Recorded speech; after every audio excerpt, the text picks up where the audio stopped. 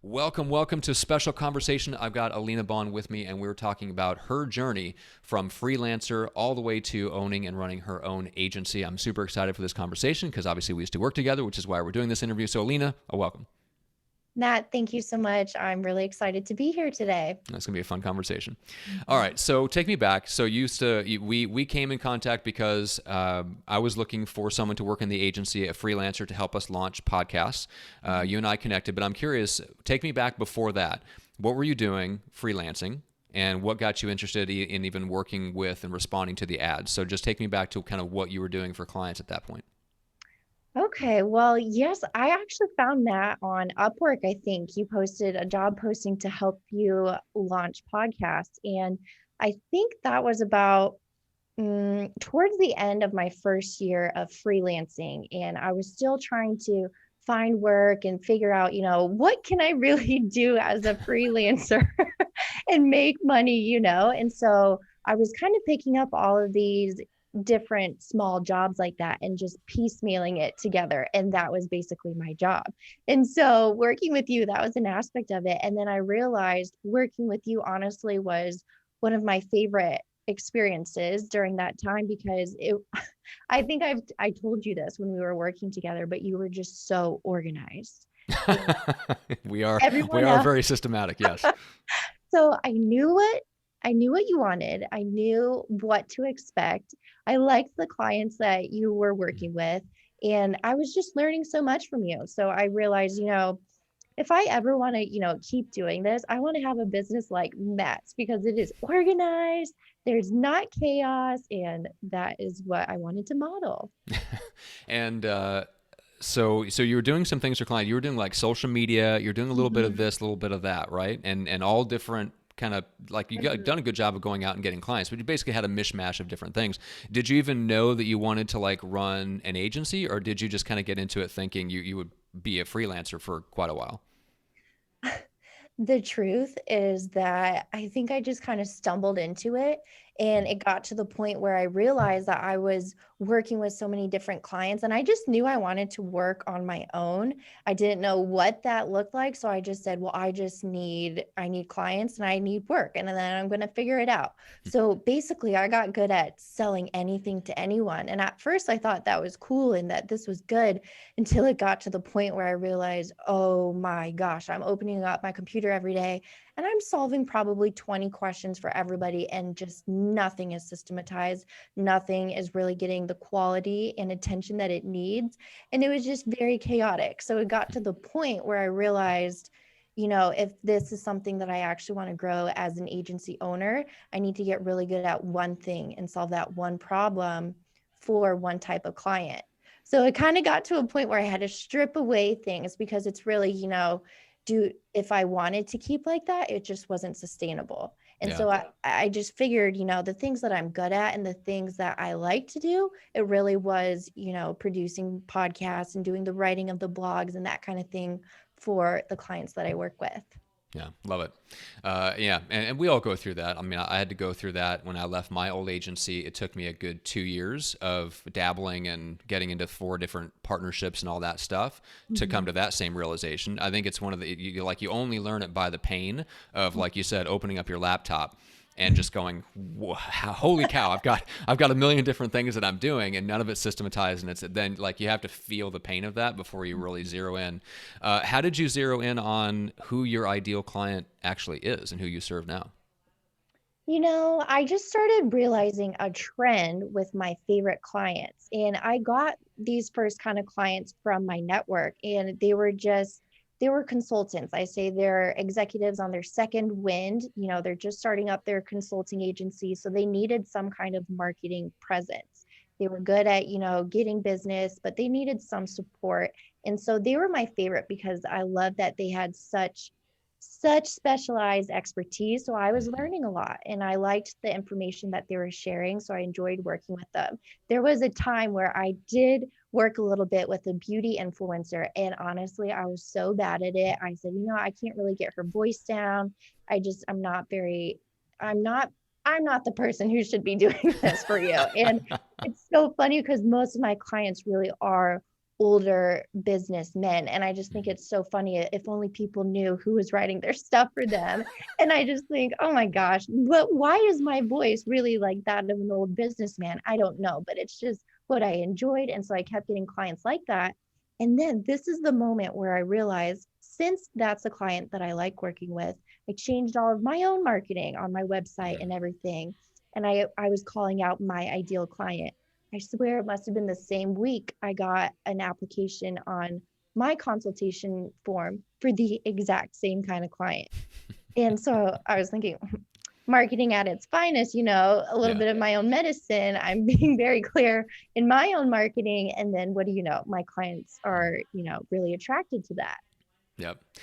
Yeah, marketing agencies and freelancers, are, especially in the marketing space, are generally the worst at marketing themselves, which is generally hilarious. But that's a whole other story. Mm-hmm. So let's talk about just the being, maybe some of the things that you learned while you were working with us that you were able to take into the agency, because that's an interesting thing. Not everybody wants to get into an agency and then start their own. You could have easily just kept freelancing, but I think the principles are the same. Sell as much as you can, sell one thing to one type of person, right? Because then it lets you get much more organized on the back end. It makes the marketing of it easier. You can get really clear, and so you start to do a better job of attracting the right type of people. But what were some of the things you learned of just about being organized, or the systems that you kind of learned? What did you actually take with you?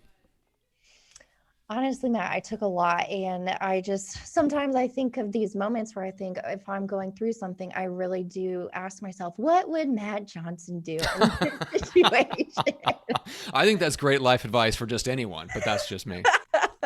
I know. And really, probably some of the biggest takeaways is one time I remember you told me, in this kind of business, the only thing your customers care about are the results you get them. Mhm. And that really stuck with me because, again, when I was going through all the different kinds of services that I was selling, sure, you can sell somebody, you can sell them time, you could sell them a service, but what is the result?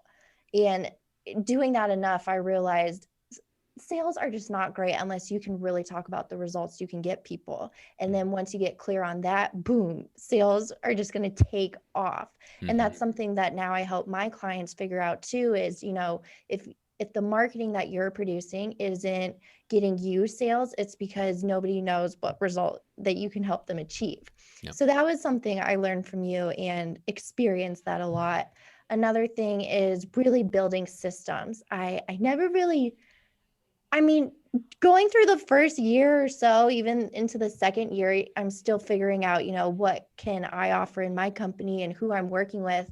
But then once you figure that out, then, okay, now how do I make sure that I'm consistently delivering a good result for my clients? And so that's where the systems comes into play. And I didn't think that I naturally was good at it, but now I realize, no, actually, I am very organized and a lot of people aren't. And so that's really hard for me where I'm trying to make everyone get into my system, because Yeah. I think, oh my gosh, we're going off the plan, like this isn't going to be good. And I that's what I don't like anymore. So those Yeah. are some big takeaways. Yeah, it's yes. I hate going off system. Now there's some areas like launching podcasts. You're building a new show from scratch, and the creative part of it is very freeing and it's awesome. Mhm. But then you want to have the systems for the stuff that is repeatable. It's the same. Like the process of submitting a podcast to Spotify does not change. It's the same thing. Put it into a checklist, get a video, get it done, have somebody else do it. And like you said, it's most people are not organized, but I don't think they realize that a lot of the source of that disorganization is them trying to do too many things, offer too many services. And you figure that out the hard way, but also the good way, which is once you started selling one thing to one person, you realize, oh, wait a minute, no, I can be organized. Mhm. I can start to systematize. What was the very first thing that you handed off and started hiring somebody else to do? Video editing. Hmm. Because when my Yep. clients send us a video, we'll put it on YouTube as we were talking about earlier. And so video editing is not something that I, went to school for. I only do it a little bit for myself and I'm just quite the novice at it. So, I mean, sometimes it's fine for my own videos, but for my clients, I want them to have a good quality video. And so that for me was easy because then I realized, well, there's definitely video editors out there who are a lot better than me. And so that has been its own lesson in delegation and kind of how I can take on more work and get it done on time while managing all these clients, but something that's really hard for me is the writing, because that's my skill. I'm good at Yeah. writing and kind of, getting down into the technical information that we're talking about on these shows. So haven't learned that yet. I'm still, learning, but baby steps. And so video editing was the first thing that I started delegating. Yeah, audio and video editing was the first thing for me too, and show notes were the last thing. So I Mm-hmm. think that's a if you enjoy the clients, if you enjoy the content, the show notes and the article writing is the hardest thing to let go of, and it was the last thing I let go of, and I think that's a great process to follow. So, but I think for anyone watching, uh, if you want to go from whether you go from freelancer to agency owner or not, even if you consider yourself still a freelancer, and you could have stayed this way, you could have kept your clientele small, right? A handful of clients paying you X dollars a month, but there's still margin there if you do it right to pay somebody else to do the things that you're not good at. Mm-hmm. And to me, that's a much better way to live, even if you intend to always just stay a highly paid freelancer. What I would call like an assassin, like just someone that's just really good at what you do, and you just come in, and you're like the hired gun, the mercenary that comes in and solves the Mm-hmm. problem. That doesn't mean you have to like do everything yourself. You can still hire out the parts that you're not good at. Mm-hmm. That rings a bell for two books that I read recently, and everyone talks about it. I finally read them. One was Built to Sell.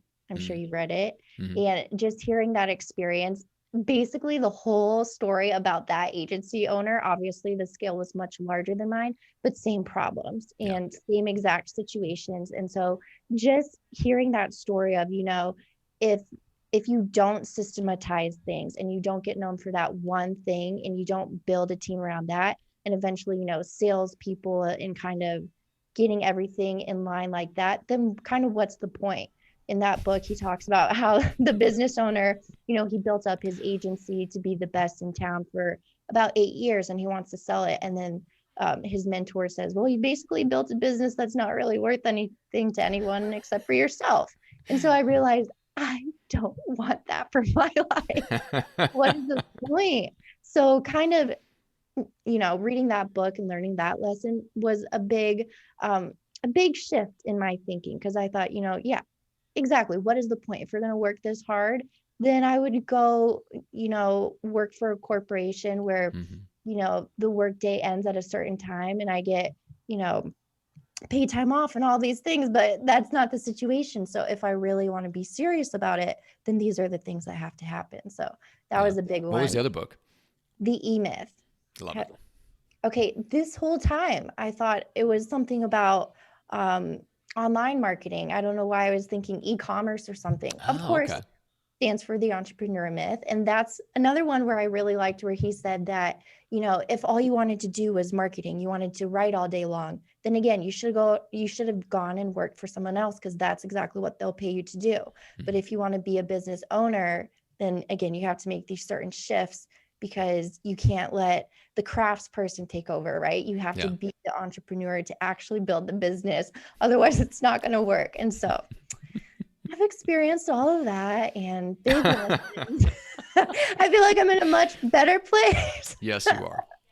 Yes, you are. In every way, just the marketing that you do, the clients that you take on, the clarity that, and this is the part, the clarity that you have. And if I can create opportunities for young people to come into the agency, that's what I hope to do for people, because that's what my old agency that I started at did for me. I Mm-hmm. came out with that clarity of at some point, I may not know exactly how to get there, but I know I want to sell one thing to one kind of person. What's the one thing and who's the one person? Mm-hmm. And I came out of that agency, and that was so baked into my DNA that even though I dabbled around with a couple of other things for a couple of years, I got myself centered, said this is what I need to come back to, one thing to one kind of person. And even if you're a freelancer, you're still, even if you don't consider yourself like running a quote unquote business, you're not an agency owner, I don't care. It's still the principle is the same. If you want to be a happy freelancer, sell one thing to one kind of person. So yeah, that level of clarity, I'm just happy that like we had like a small part to play in that, because I remember what my agency that I used to work for did that same thing for me. So Alina, this has been awesome. How do people get in contact with you?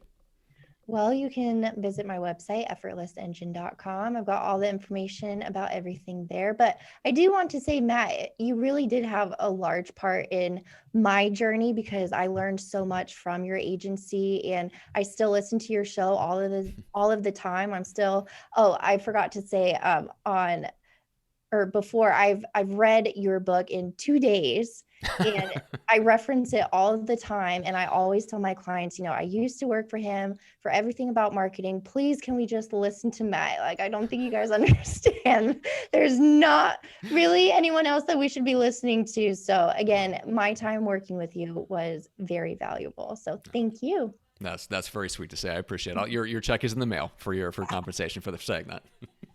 All right, I appreciate it.